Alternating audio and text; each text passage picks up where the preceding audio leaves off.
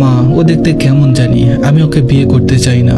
আম্মু বললেন, সে তো তোমার কাজিন আর তোমাকে ভালোবাসে, তাহলে কেন তুমি তাকে বিয়ে করতে চাও না? আমি বললাম, ওর না কাপড় পরার তেমন আদব আছে আর না কারোর সাথে ঠিকভাবে কথা বলার জ্ঞান, আমি ওকে বিয়ে করতে পারবো না। আম্মু বলল, মায়া, তবুও বিয়ে করতে হবে, তুমি রাজি হও বা না হও। আমি আমার সেই কাজিনকে কল করে বললাম, সামির, আমি তোমাকে বিয়ে করতে পারবো না, তুমি বিয়েটা ভেঙে দাও।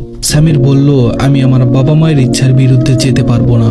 আমি রেগে গিয়ে বললাম, আমি তোমার সাথে জীবনভর থাকতে পারবো না।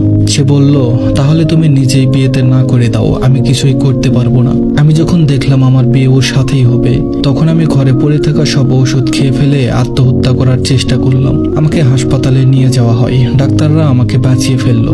আমি আমার আম্মুর সামনে হাত জোড় করে বললাম, আম্মু, দয়া করো, আমি ওই মূর্খ মানুষটার সাথে সারা জীবন থাকতে পারবো না। আম্মু বলল, শোনো, আমরা সবাই জানি সে কেমন, সে একটু কম পড়াশোনা করেছে তো কি হয়েছে, কিন্তু সামির অনেক ভালো ছেলে। অবশেষে আমার না চাওয়া সত্ত্বেও তার সাথে আমার বিয়ে হয়। আমি মনে মনে ভেঙে পড়ি, ভাবি যেমন বুঝে শেষ হয়ে গেল, সব স্বপ্ন শেষ, সব সুখ নিঃশেষ, সবকিছু এক মূর্খ মানুষের হাতে তুলে দিল। বিয়ের প্রথম রাত আমি সামিরকে বললাম, তুমি তো আমার সাথে বিয়ে করতে চেয়েছিলে, বিয়ে হয়েছে ঠিকই, কিন্তু আমার কাছ থেকে দূরে থেকো। সামির হেসে বলল, মায়া, তুমি রেগে যাচ্ছ কেন?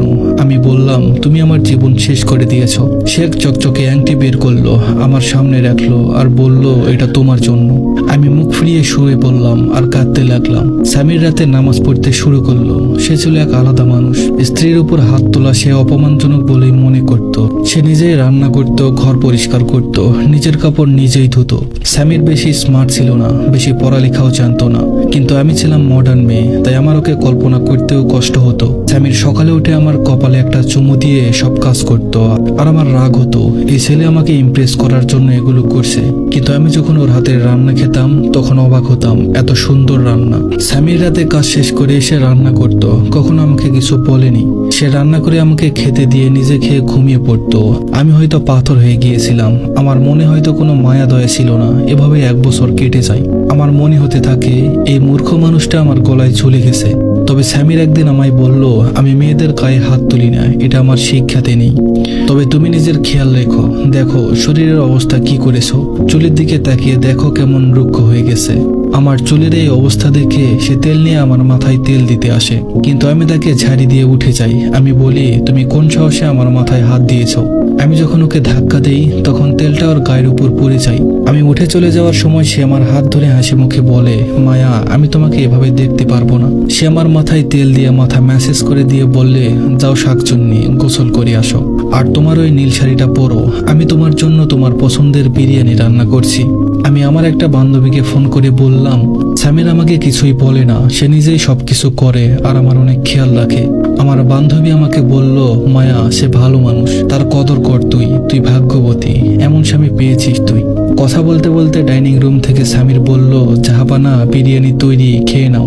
বিরিয়ানির গন্ধে পুরো ঘর মোমো করতে লাগলো। ওর বিরিয়ানির স্বাদ এত সুস্বাদু ছিল যে আমি অমন বিরিয়ানি কখনো খাইনি। খাওয়া শেষে আমি রুমে চলে আসি, কিন্তু সামির ময়লা বাসন প্লেট এগুলো ধুয়ে রুমে আসে। মুখ দেখে বোঝাই যাচ্ছিল সে অনেক ক্লান্ত। সকালে ঘুম থেকে আমাকে ডেকে বলে, মায়া, আমার জান, সকালের নাস্তা তৈরি করে আছে, ফ্রেশ হয়ে খেয়ে নিও, আর আমি আজ ফেরার সময় তোমার জন্য উপহার নিয়ে আসবো। সন্ধ্যায় যখন সামির বাসায় আসলো তখন ওর হাতে লাল একটা গোলাপ ছিল। সন্ধ্যার সময় আমি বাইরে বসেছিলাম, হালকা আলো ছিল। সামির আমার সামনে এসে হাঁটু নিচু করে বসে আমাকে গোলাপ দিয়ে বলল, হ্যাপি বার্থডে মায়া। আমি অবাক হয়ে বললাম, তুমি কিভাবে জানো আজকে আমার জন্মদিন? সামির বলল, আমি তোমার হাজবেন্ড, তোমার সবকিছুই আমি জানি, দাঁড়াও তোমার গিফট দেখাই। সামির ব্যাগ থেকে একটা কাগজ বের করলো এবং আমাকে বলল, এটা কি জানো? এটা আমাদের খুশি, আমি একটা নতুন বাড়ি কিনেছি, সেটা তোমার নামে। এটা শুনে আমি চেয়ারে বসে পড়ি, আমার চোখে পানি চলে আসে। সামির এত ভালোবাসে, আমি প্রথম সামিরের চোখে পানি দেখেছিলাম। সামির কাঁপা কাঁপা কণ্ঠে আমাকে বলল, মায়া, তোমার থেকে একটা জিনিস চাইবো, দিবে আমাকে? আমি মাথা নাড়িয়ে বললাম, হ্যাঁ। সে বলল, তুমি সব সময় হাসি খুশি থাকবা, জানো তুমি নিষ্পাপ পরীর মতো একটা মেয়ে, আমি অনেক ভাগ্যবান, তোমার মতো স্ত্রী আল্লাহ আমাকে উপহার দিয়েছে। মায়া, আমাদের বিয়ের 2 বছর হয়ে গেছে, কিন্তু কখনো আমরা একে অপরকে জড়িয়ে পর্যন্ত ধরিনি। আজ আমাকে একটু জড়িয়ে ধরবে? আমি আমার মনের অজান্তে ওকে জড়িয়ে ধরি। আমি অনুভব করলাম সামির আমাকে অনেক শক্ত করে জড়িয়ে ধরেছে। সামির কান্না করতে করতে বলল, আল্লাহ জানে এভাবে আর কখনো জড়িয়ে ধরা হবে কিনা। আমি বুঝতে পারছিলাম না আমি কি করলাম এই 2 বছরে। এই মানুষটাকে এত কষ্ট দিয়েছি। আমার মনে হচ্ছিল আমি তার বুকে সারা জীবন থেকে যাই। 2 বছর আমি তাকে ইগনোর করেছি, কিন্তু সে আমাকে তারপরেও চেয়েছে। আমি রাতে ভাবতে থাকি কাল সকালে আমি নিজেই ওর জন্য নাস্তা বানাবো। পরের দিন সকালে উঠে আমি সামিরের জন্য নাস্তা বানাই। অনেকক্ষণ সময় যাওয়ার পর আমি সামিরকে ডাকতে যাই, কিন্তু ও ঘুমাচ্ছে দেখে আমি ভাবি আর কিছুক্ষণ পরে ডাকবো। অনেকক্ষণ পর আমি ভালোবাসা নিয়ে তাকে ডাকি এবং বলতে থাকি, সামির ওঠো, দেখো আমি আজকে তোমার জন্য মজাদার নাস্তা বানিয়েছি। কিন্তু সামির কথা গায়ে দিয়ে ঘুমাচ্ছিল। আমি ওর কাছে গিয়ে দেখলাম বিছানায় রক্ত, ওর মুখ থেকে রক্ত পড়ছে।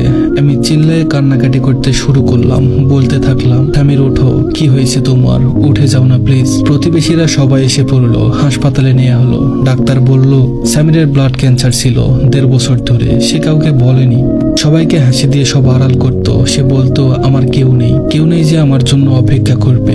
সামির একাকী ছিল। আমি কাঁদতে কাঁদতে বললাম, সামির আমাকে মাফ করে দাও, আমি পাগল হয়ে গিয়েছিলাম, তুমি চলে যেও না, আমি তোমাকে ছাড়া বাঁচতে পারবো না। কিন্তু সামির চিরতরে চলে গেছে তার নিঃসঙ্গ ভালোবাসা রেখে।